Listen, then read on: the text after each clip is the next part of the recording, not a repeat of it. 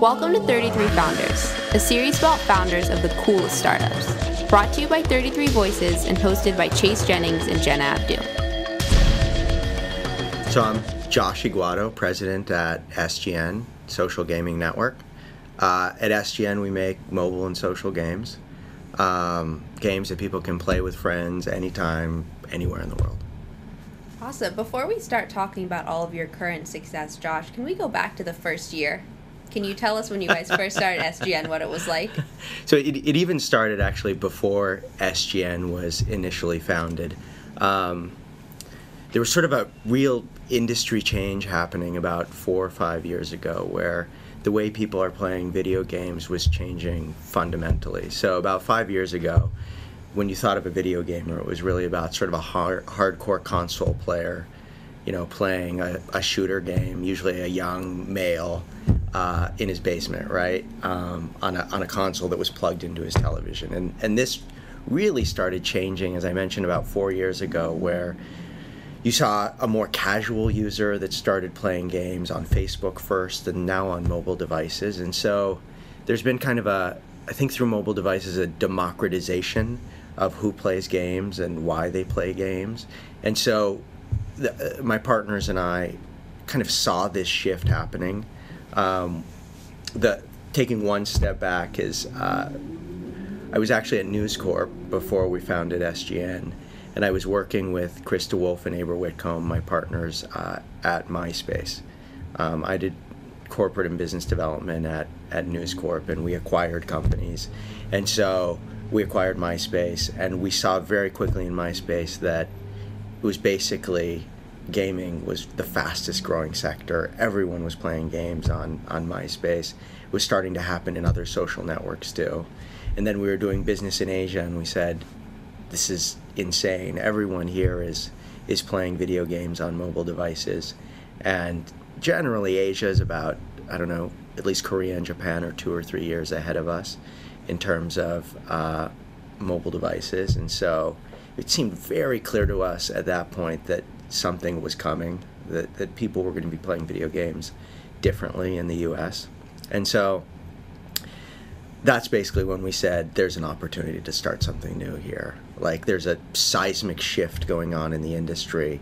Let's figure out how we can be a part of that. And so I left News Corp. We raised venture capital money, which was insane, based on basically this vision of how video games were going to change, and a very simple premise that we thought people should be able to play on any device, you know, anytime, anywhere in the world, with friends, in real time, and it should be really easy to be able to do that. So first, the fundraising. In terms of the early days, the fundraising was crazy, but it went really well. A lot of people really believed in our vision for the industry and were willing to fund it.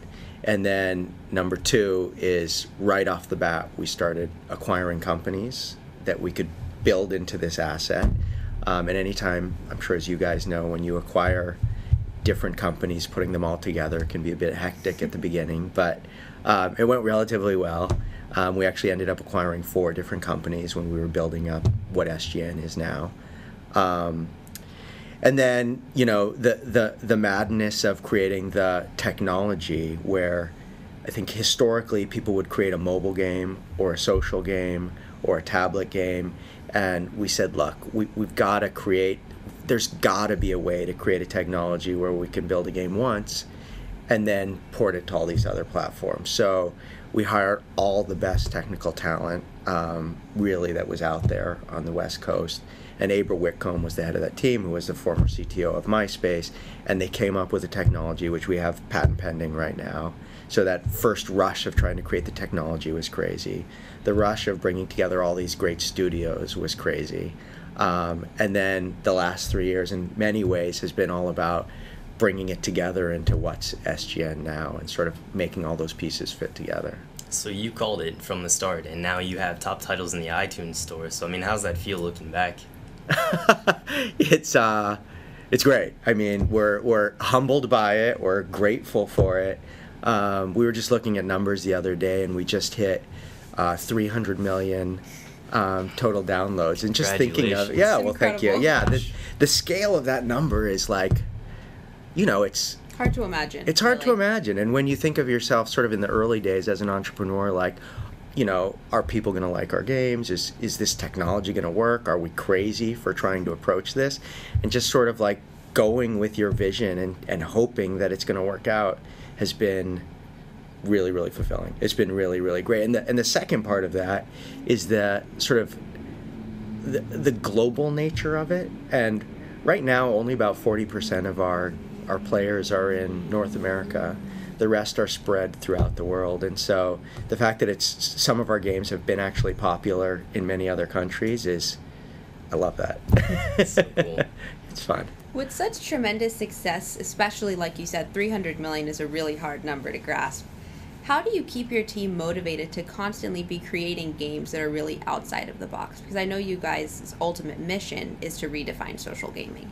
Absolutely. Well, there's a couple steps to that. First is hiring people that have the same love and passion you do for creating games that are going to touch people across the world. So I don't think you can get someone who doesn't have the passion for creating something like that, who has that entrepreneurial sort of drive within them, and hope that you can sort of get them to create something like that, which is fresh and new and original. So it starts with amazing people.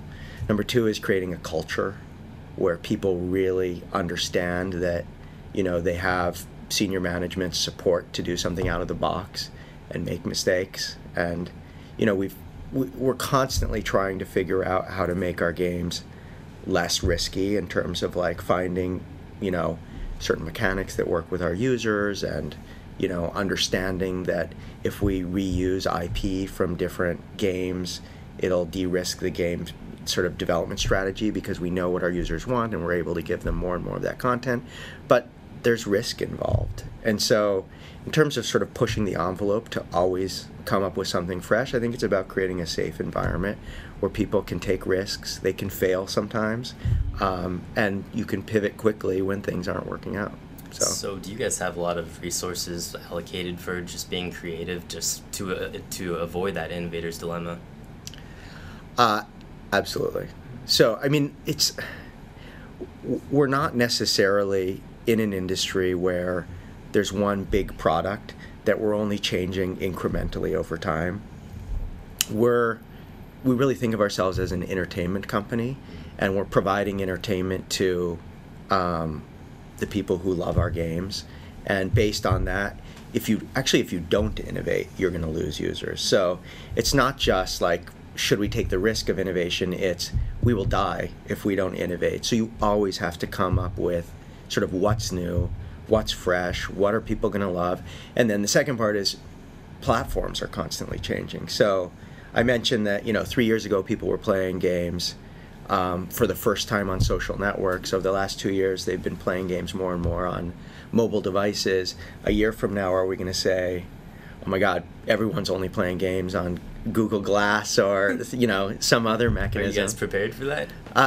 Trust me, we've been thinking about it for basically the past year. So I think one of the things actually that makes our company special is thinking about what the next platform is and getting in front of that. So we can always, our technology is based on building a game once, based on what's an amazing, fun game. And then number two, how can that game be played in every possible way?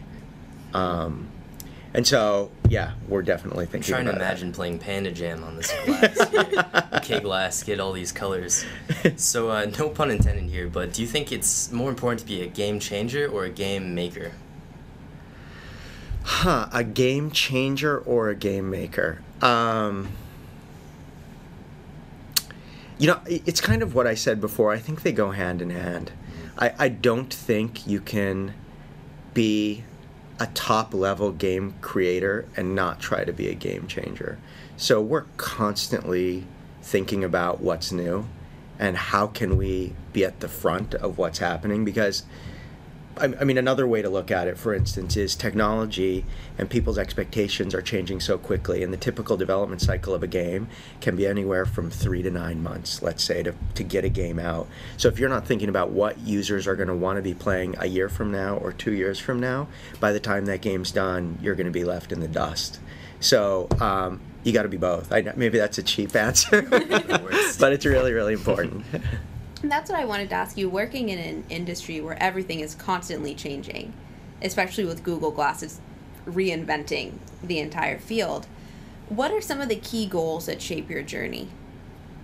What are some of the key things that you're always, regardless of the platform or regardless of the changes that are going on, what are things that have to happen for you to believe that SGN is successful? That's a good question. So before we started SGN, I mentioned that I was doing basically new business development at News Corp, and before that, I did the same thing at MTV Networks and Nickelodeon and Univision before that. And one of the things you'll see that all these top entertainment companies have in common is they're not building sort of just a new, let's say, television show for the short term. When Nickelodeon launched SpongeBob SquarePants, for instance, there's a vision that this can be a franchise, that some people will come at it first on television, other people might play the video game first, other people might see the film first, other people might, read the children's books first. And being able to think of each new game you're creating as being more than a game and really being a franchise eventually, someday, I think is key to being successful. And so every game we create, the storyline behind it, the characters, the game mechanic, for us, really believing that this is strong enough and deep enough that it's going to be more than a flash in the pan, a 4-month pop, but something that people can play a year from now, 2 years from now. That's really the measure of success for us. Are we going to be a company that's always shooting for the short term, or a company that's creating, established IP and technology value that 10 years from now, 20 years from now, people will say this is the beginning of something great?